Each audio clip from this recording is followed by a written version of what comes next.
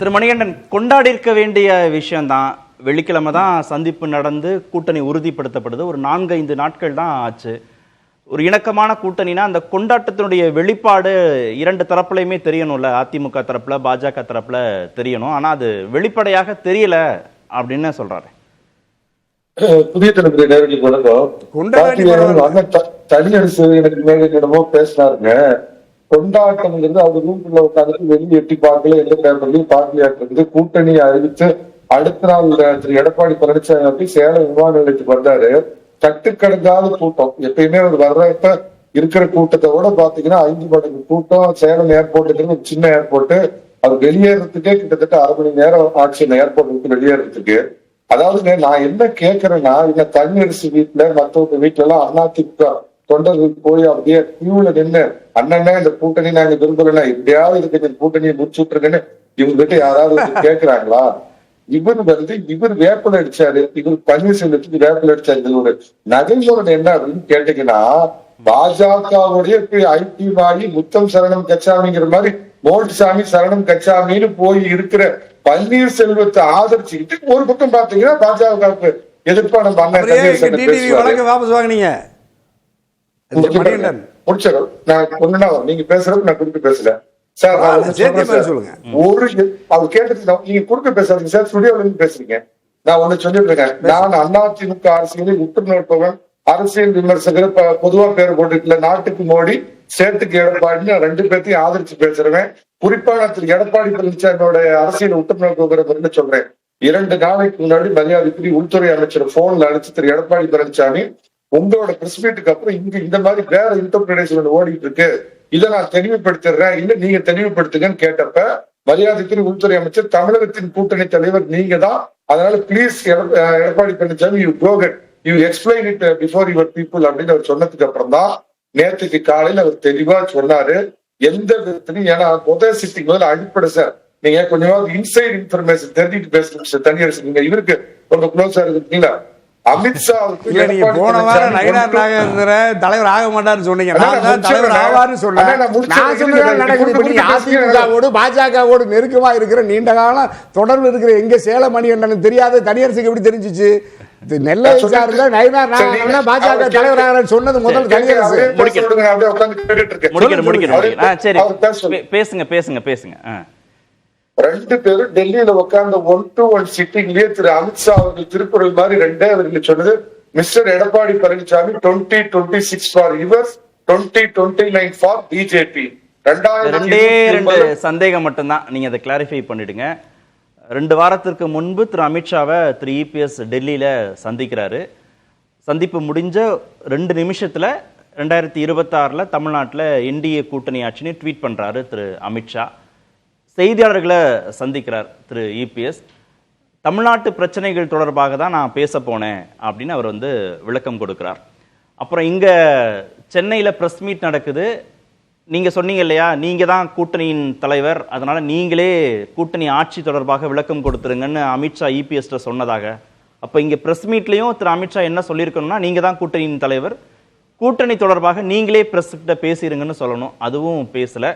கொஞ்ச நேரத்துக்கு முன்பாக அறிக்கை வெளிவந்திருக்கு, கூட்டணி தொடர்பாக யாரும் பேச வேணாம், தலைமை மட்டுமே பேசிக்கட்டும் அப்படின்னு இபிஎஸ்ட இருந்து.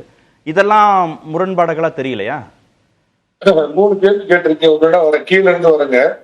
கொஞ்ச நேரத்துக்கு முன்னாடி என்னத்துக்காக அறிவிப்பு வந்திருந்ததுன்னா, பொன்னையின் மாதிரி கொஞ்சம் வயோதிக தலைவர்கள் பாஜகவை காயப்படுத்துற மாதிரி நேற்று சில வார்த்தைகள் பேசுறாங்க. இதெல்லாம் பொதுச்செயலாளருடைய கவனத்துக்கு வந்த உடனே, என்ன மாதிரி ஆதரவாளர்கள் அவருடைய கவனத்துக்கு கொண்டு போன உடனே இன்னைக்கு அந்த அறிவிப்பு வந்திருக்கிறது.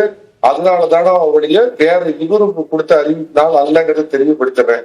முதல் சந்திப்புல திரு அமித்ஷாவும் எடப்பாடி பழனிசாமி பேசுறப்ப என்ன அப்படின்னா, சில விஷயங்கள் காமன் மினிமம் ப்ரோக்ராம் இதை பத்தின ஒரு 2 பேர்த்துக்கும் ஒரு தெளிவான ஒரு இதுக்கு வரலங்கிறதுனால அதை சரி பண்ணிக்கிட்டு அப்புறம் அறிவிக்கலாம் சார். எல்லாருமே இப்ப உதயநிதி போனாரு, ஒரு வருஷத்துக்கு முன்னாடி போய் பிரதமரை போய் பார்த்தாரு, துணை முதலமைச்சர் பார்த்தாரு. தமிழ்நாட்டு நலத்திட்டங்களை பத்தி பேசணும்னு அதை பத்தி மட்டுமா பேசியிருப்பாங்க, அரசியலும் பேசியிருப்பாங்க. அந்த மாதிரி அரசியல் பேசுறத அந்த நேரத்துல வெளிப்படுத்த வேண்டாம்னு திரு எடப்பாடி பழனிசாமி நினைச்சிருக்கலாம். 2வது, நீங்க கட்டாயப்படுத்த முடியாது சார். நீ சொல்லிட்டு இப்படி சொல்லிட்டு போறீங்களா பழனிசாமி, அவங்க வெளியே கூட்டணி வச்சுக்கலாம், என்ன சார் பிரச்சனை உங்களுக்கு? அது ஒரு யுக்தியா கூட இருக்கலாம். வெளியே நம்ம வந்ததுக்கு அப்புறம் அதை சொன்னாரு. நான் அடுத்த நாள் பத்திரிகையாளர்களை சந்திக்கிறேன் டெல்லியில சொன்னாரு. உங்க பிடி நிருபரையும் எங்க சந்திச்சு பிரத்யேகமான பேட்டியெல்லாம் அவர் கொடுத்தாரு. சார் இது அல்ல சார் ஐடிசில நடந்த பிரஸ் மீட்லயாவது இபிஎஸ் முதல்ல பேச விட்டுருக்கலாம். கேட்டதுக்கு வந்துடுறேன்.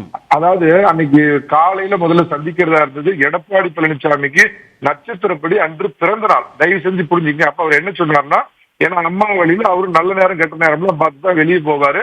4:30 மணிக்கு தான் நாங்க வர முடியுங்கிற தகவலை சொன்ன உடனே தான் ஆடிட்டர் குருமூர்த்தி வீட்டோட அப்பாயின்மெண்ட் அவங்க ப்ரீபோன் பண்ணிட்டு முன்னாடி போய் பார்த்தாங்க. அதே மாதிரி இந்த நல்ல நேரத்துல 4:30 மணிக்கு அவர் கிளம்பி போய் ஹோட்டல்ல 2 பேரும் பார்த்தப்ப திரு அமித்ஷா என்ன சொன்னாருன்னா, நீங்க என்ன பேசுறீங்க அப்படிங்கிறப்ப, இல்ல மத்திய உள்துறை அமைச்சருங்கிற முறையில நீங்க பேசுங்க, நான் ஒரு தனியான பிரஸ் மீட்ல பேசுறேன், தமிழ் நிருபர்கள் அதிகமா இருக்கிறதுனால உங்க நேரம் ஏற்கனவே கடந்து போச்சு. அவர் சார்ட்டர் பிளைட்ல வந்திருந்தாரு, நேரம் கடந்ததுனால நான் தனியா பிரஸ் மீட்டை வச்சுக்கிறேன்னு திரு எடப்பாடி பழனிசாமியே சொன்னதுனாலதான் இன்னைக்கு அமித்ஷா பேசுறாரு. நான் என்ன கேக்குறேன்னா சார், இப்ப போற போக்குல பாருங்க ஆர்கே சொல்றாரு என்னன்னா, தனியார் இருந்தா ஜெயிச்சிருக்கலாம், தனியார் தற்கொலை பண்ணிக்க சொல்றாங்க அதிமுகவை. கூட்டணி அரித்மெட்டிக் தான் இவ்வளவு பெரிய. ஆர்கே சொன்னதுடைய நோக்கம் என்னன்னா, அதிமுக தனியா இருந்துருதுன்னா கட்சிகள்லாம் வருவாங்க, இப்ப பாஜகவுடன் கூட்டணின்னு வருகிற போது சிறுபான்மை மக்களுடைய வாக்குகள் வருமோன்ற சந்தேகம் பாமகவுக்கோ தேமுதிகவுக்கோ வரும், மீண்டும் திமுக தான் ஆட்சி பொறுப்புக்கு வரும்ன்ற நம்பிக்கையில அவங்கள தான் பெட்டர் ஆல்டர்னேட்டா நினைக்கிறாங்க, பெட்டர் சாய்ஸா நினைக்கிறாங்கன்னு சொல்றாரு. வேற யாராவது சொல்லியிருந்தா எனக்கு அதை பத்தி கேள்வி இருக்காதுங்க. அம்மா காலத்திலேயே சிறுபான்மையினர் ஓட்டு அதிமுகவுக்கு கம்மியா தான் வருங்கிறது என்னை விட கேகேவுக்கு ஆர்கேவுக்கு ரொம்ப நல்லா தெரியுங்க. அம்மா காலத்திலேயே திமுகவுக்கு தான் போச்சு நம்பர் 1.